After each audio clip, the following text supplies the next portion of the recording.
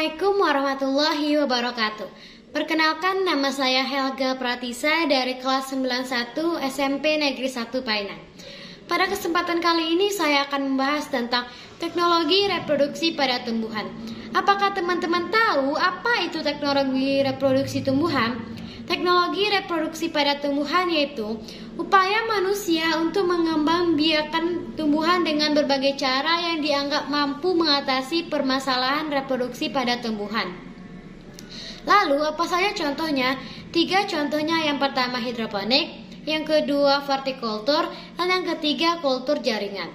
Yang pertama hidroponik. Apa itu hidroponik? Hidroponik adalah cara penanaman tumbuhan menggunakan larutan nutrisi dan mineral dalam air tanpa menggunakan tanah. Tahapan-tahapan teknik hidroponik. Yang pertama, pembibitan. Bibit tanaman harus disemai terlebih dahulu agar menghasilkan benih yang bermutu pada saat ditanam.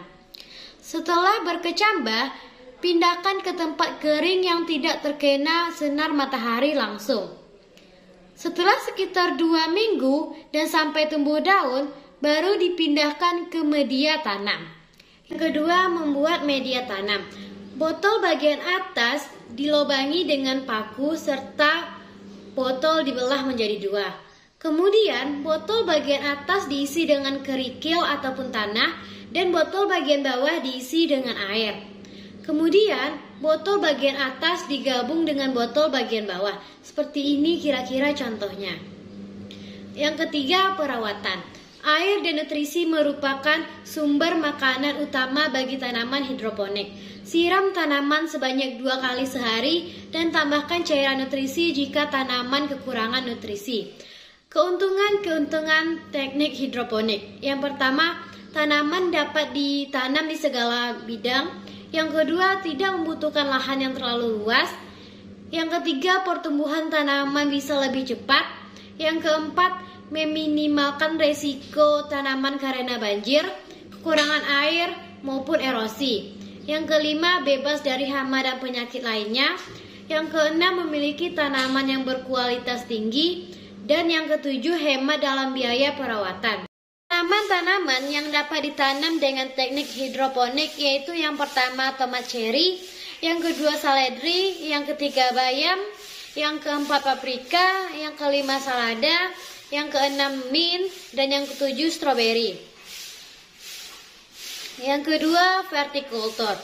Teknik ini sangat cocok dilakukan di daerah perkotaan yang minim lahan karena teknik ini merupakan budidaya yang menanam tanaman dengan cara instalasi secara bertingkat.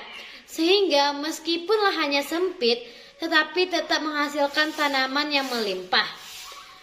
Contoh vertikultur pada paralon.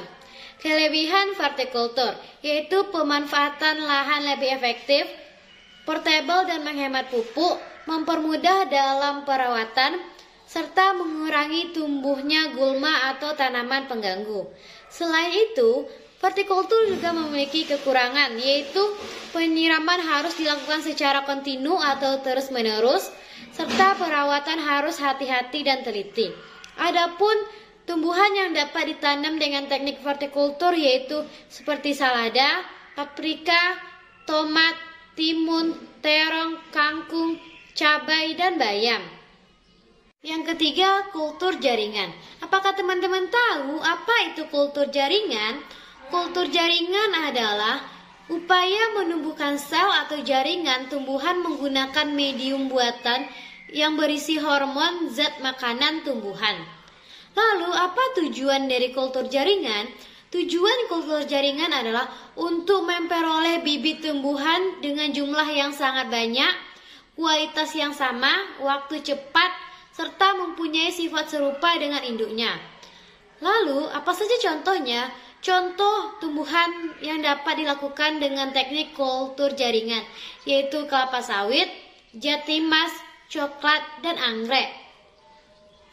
Teknik kultur jaringan dilandasi oleh teori totepotensi yang dikemukakan oleh Schwann dan Schleiden pada tahun 1838 yang menyatakan pada setiap sel tanaman dilengkapi dengan informasi genetik dan perangkat fisiologis lengkap untuk tumbuhan dan berkembang menjadi tanaman baru yang utuh jika kondisi sesuai.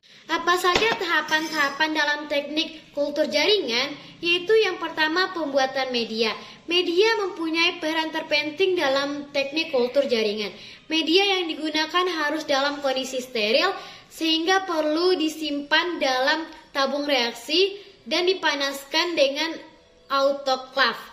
Yang kedua, inisiasi. Inisiasi merupakan suatu proses pengambilan eksplan dari bagian pada tanaman yang akan dikultur. Sumber eksplan yang baik harus memenuhi kriteria seperti jenis-jenisnya, varietasnya, serta terhindar dari hama atau penyakit spesies lainnya. Yang ketiga, sterilisasi. Yaitu peralatan yang digunakan disterilisasi dengan cara menyemprotkan etanol ke alat tersebut dan harus dilakukan pada tempat yang steril dengan peralatan yang steril juga. Yang keempat, multiplikasi, yaitu memperbanyak calon tanaman baru dengan cara menanam eksplan yang dipilih ke media. Yang kelima, pengakaran. Pengakaran merupakan tahapan fase di mana eksplan akan membentuk pucuk serta akar tanaman baru yang kuat, sehingga mampu untuk bertahan hidup pada saat dipindahkan dengan lingkungan hidup luar. Yang keenam, aklimatisasi, yaitu tahap untuk memindahkan eksplan dari awalannya di lingkungan in vitro ke lingkungan luar. Yang ketujuh, pemeliharaan. Pemeliharaan eksplan menjadi tumbuhan yang baik, maka harus dilakukan dengan cara penyiraman dan memberi nutrisi pada eksplan tersebut. Keuntungan dari teknik kultur jaringan yaitu menggandakan bibit tidak tergantung musim, bibit yang dihasilkan seragam, bibit yang dihasilkan bebas dari penyakit, biaya pengangkutan bibit relatif lebih mudah dan lebih murah. Yang kelima, dapat diperoleh sifat-sifat yang dikehendaki. Metabolisme sekunder tanaman segera didapat tanpa perlu menunggu lama. Dalam proses pembibitan, bebas dari gangguan hama, penyakit, dan daerah lingkungan lainnya. Bibit dapat diproduksi dalam jumlah banyak dengan waktu yang relatif cepat. Dari satu mata tunas yang sudah respon dalam 1 tahun dapat dihasilkan minimal 10.000 planet atau bibit. Demikian video pembelajaran dari saya. Akhir kata saya ucapkan wassalamualaikum warahmatullahi wabarakatuh.